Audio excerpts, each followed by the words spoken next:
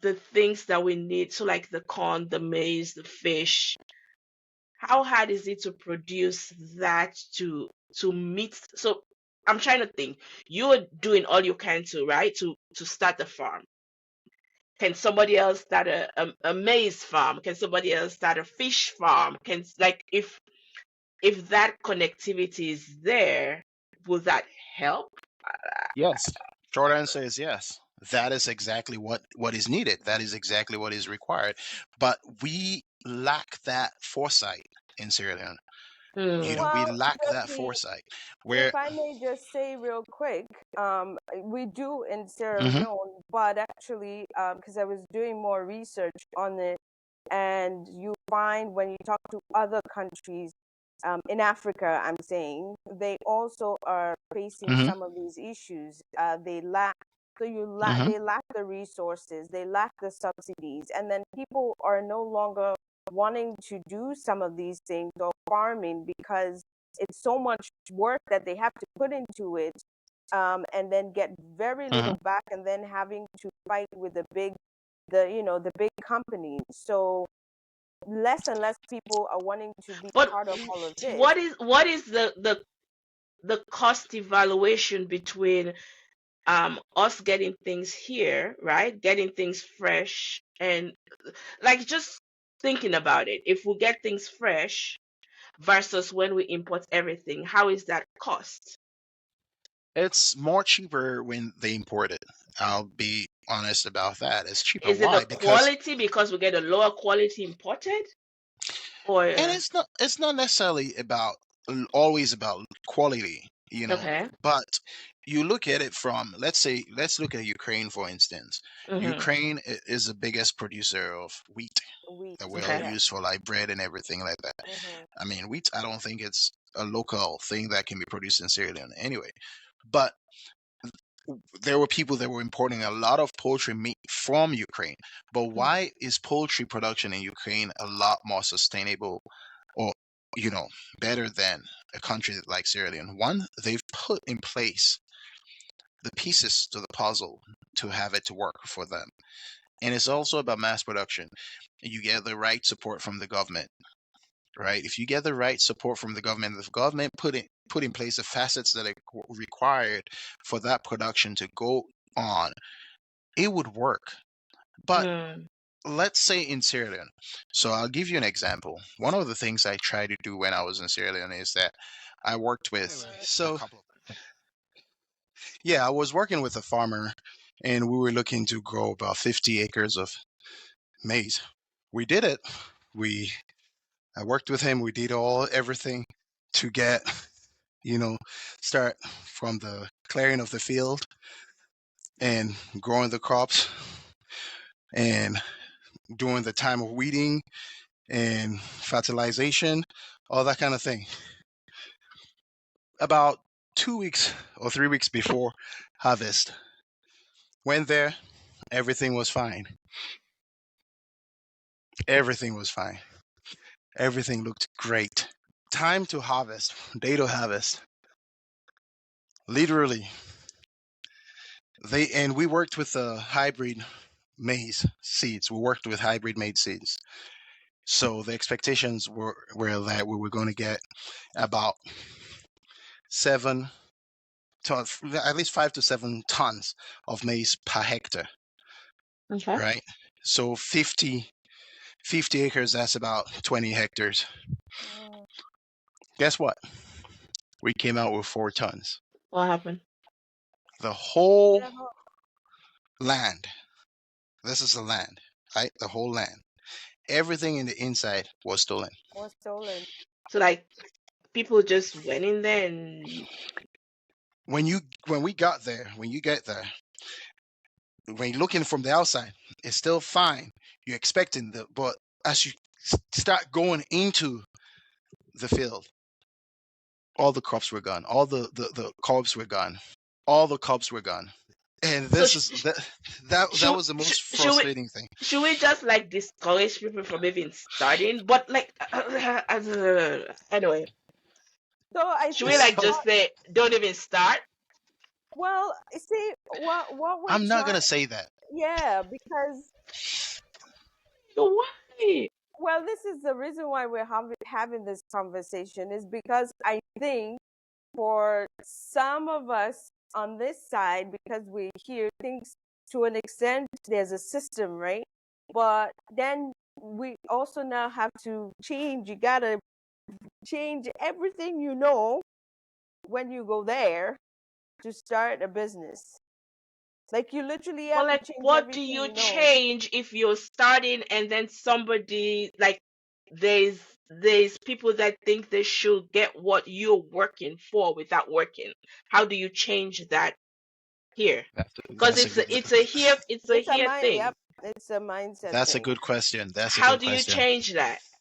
That's a good question. So one of the challenges that I see, and I always, which is a very discouraging thing, especially like in Africa or in Sierra Leone. I'll keep using Sierra Leone as my experience because I don't know anything about other countries or much. I've spoken with friends that have businesses in other countries that face similar challenges, and we've had those conversations, but we're trying to figure out how do we mitigate those risks.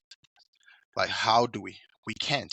It's hard to so we mitigate them. Like, I'll say, for instance, Sierra Leone, one of the challenges that I experience or I think needs to be done first is by the government. Mhm. And what do I mean by that? What needs to be done by the government?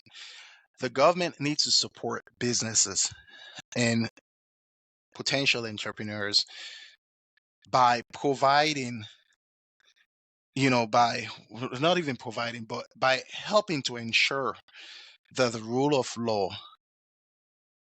is Is the rule of law. the rule Which of law.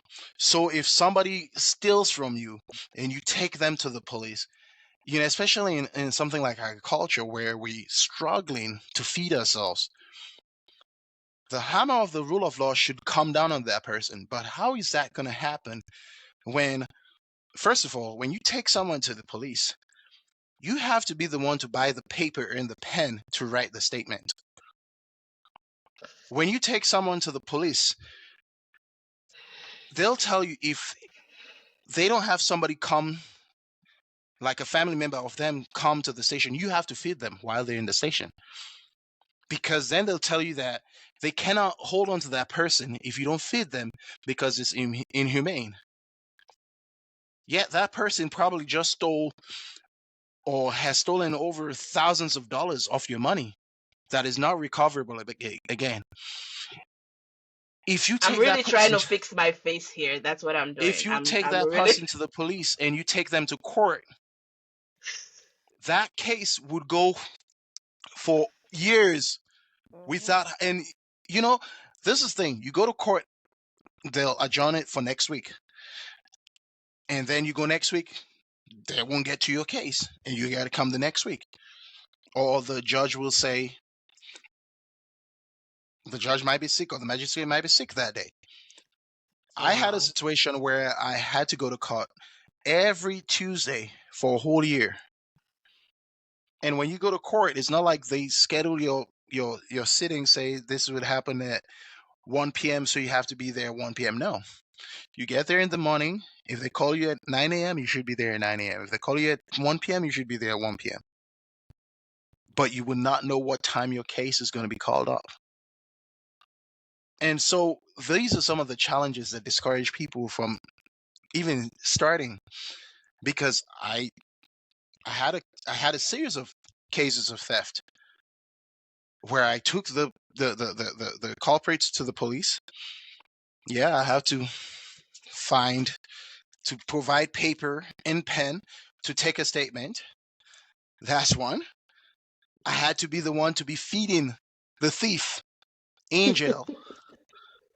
That's two. So how discouraging that is that?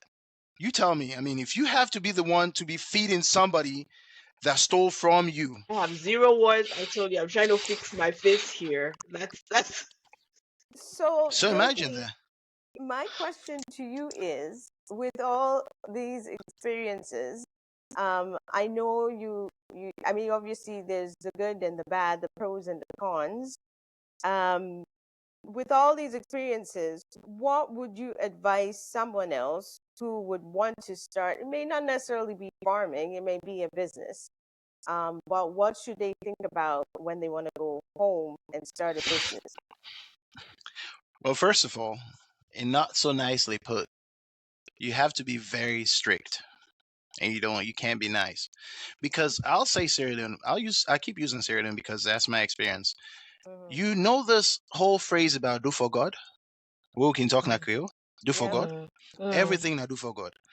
Somebody would take a knife and stab you in the eye, and you would have to the next moment their family members, your family members will come and say, do for God, not for Bia. Now, so God see. Mm. So, how do you meet, like, how straight? A real life example right now. My wife has a building material business in Sierra Leone that she's doing. Two stores, one at Lungay and one in Freetown. There, we have a case right now in court in which the person that was managing the Lungay store stole money of over 1,000 bags of cement. Cement And right there's now no is way to collect that. cement right now That is about 150 to 160 leons per bag. that's like how many dollars? I still can't do the math. In Canadian dollars, let's say about $10. Just So under. it's about 8 US, Eight eight US Yeah, dollars. 850. that's just on the cement Mm. that Not on he any. If you stole wanna. over a thousand bags of cement. Money for over 1,000 bags of cement. He went ahead and took money from people who wanted cement to say, Mhm. okay, I want to pay for 100 bag, 50 bag. I'm leaving the money so I'll come collect it next week. There's last week when they went to the police, two people came forward with receipts. One for 60,000 leons for cement and other things that he's paid for, and we never saw that money. The other one for over 30,000 leons. We've never seen that money. And this is a person that had no job, that she offered a job and gave her the opportunity, gave him the opportunity to start earning something. And when they went to the family to say, this is what the son has done, well, you never been tell we where the hire am. But yet they're willing, after now it's at the police, they're willing to come beg, do for God, for don't you foot, beg you, cry, na me one game boy picking. And you have to look at it and see it in your heart to forgive. But how do you forgive somebody that is already putting you in debt? If now you forgive that person, you're already 100,000 in the hole for something you don't even know about. We talk about your own money that he's stolen. Like there's no, it's not like I'll pay you back, but then it's like how do they even pay when there's Oh, no job? It's like it's the whole cycle. they went with 4,000 Leon, saying, "Let's start with this first." Okay. Well, at least they came with some. At Cause least like what? How do what? you repay 4,000 is like Oh, cents. 4,000 over over three, a 400,000 100,000.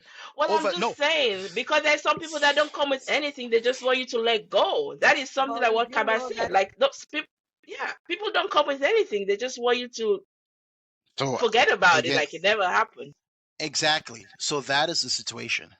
That is the situation.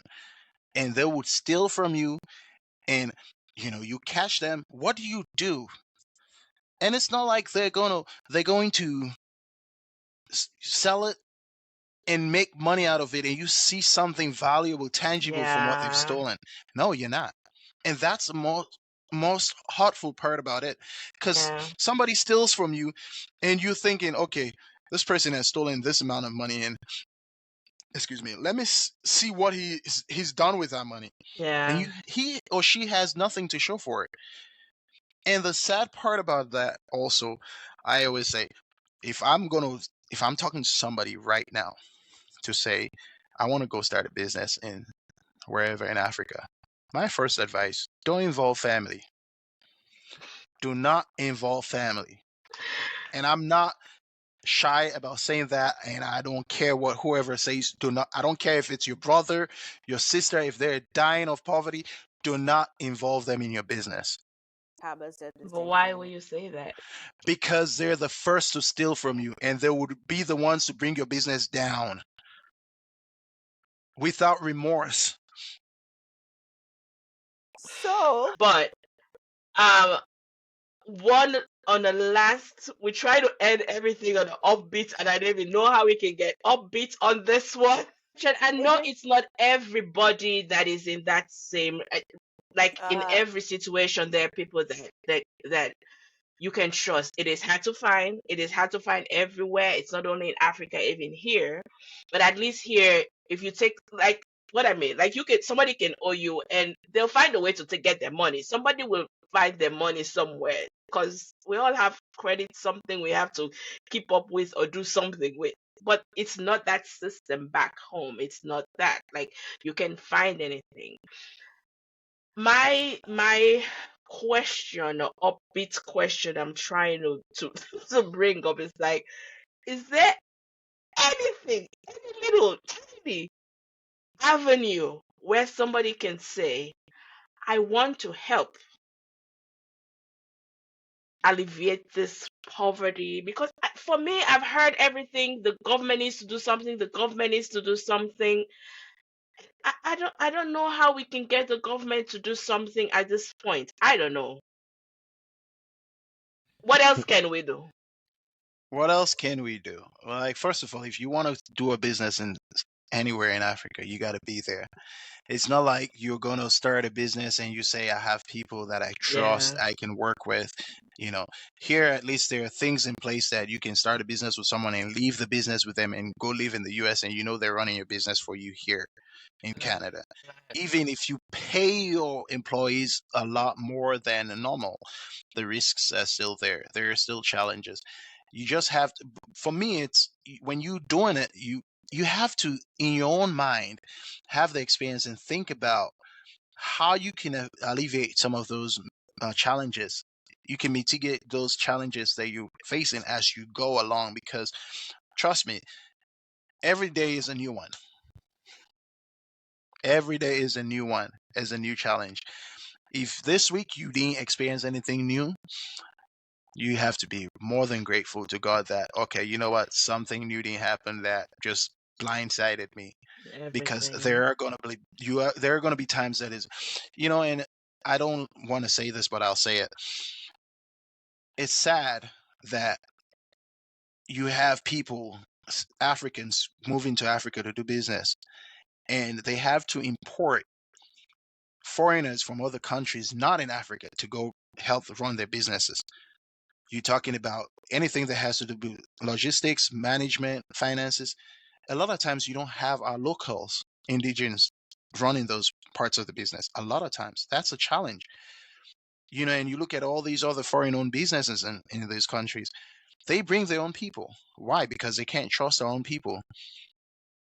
And yes, I do know people who own businesses in Sierra Leone that you wouldn't even know that they're the ones that own the business, because Because you they probably have see foreigners. an Indian running the business or a Lebanese running the business. Why? Because they, first of all, they don't want their fellow Syrians or family members to know that they're involved in that business. That's one. Secondly, once they've put that business in somebody else's hand, say, you run it for me. That's a different conversation. They're not family, they have no relation or anything. But within us, man, do for God go kill you. And I think that's the biggest pressure killer right there. Do for God, na Satan. That's the other thing, na Satan. And I for pray for him. Well, And thank pass you, it on. Josie. This has been an awesome conversation. I've tried that we on need to multiple continue post times. wedding. We need a post-wedding conversation. To Maybe finish on a this lighter conversation. topic. No, to finish this conversation. On a lighter one, maybe we'll mix with something else. But Definitely. I wish you and your future spouse all the best, and Thank you. we'll all just have to come up with ways. I don't know. I'm lost. I'm totally lost for ideas. I'm normally the one that comes up with really nice creative ideas, and today I'm totally lost. None whatsoever is coming here at all to solve all the problems.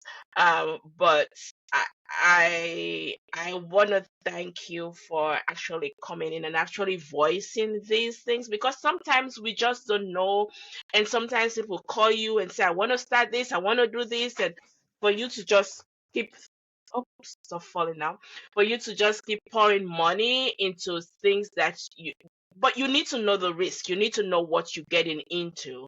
And so I'm thankful for this conversation, and hope it will add value to somebody that wants to start, like they start thinking about the risk of theft, of things like that, so they know what they're getting into, and somebody doesn't just paint oh yeah, this is a need and you can meet that need. That is just one part of it. But the other part of how can you mitigate the high risk that you're trying to make money off of. Yeah. Business is a risk, but when you have that kind of risk, I don't know. I don't know. That's a lot. But thank you for coming on, and wish you all the best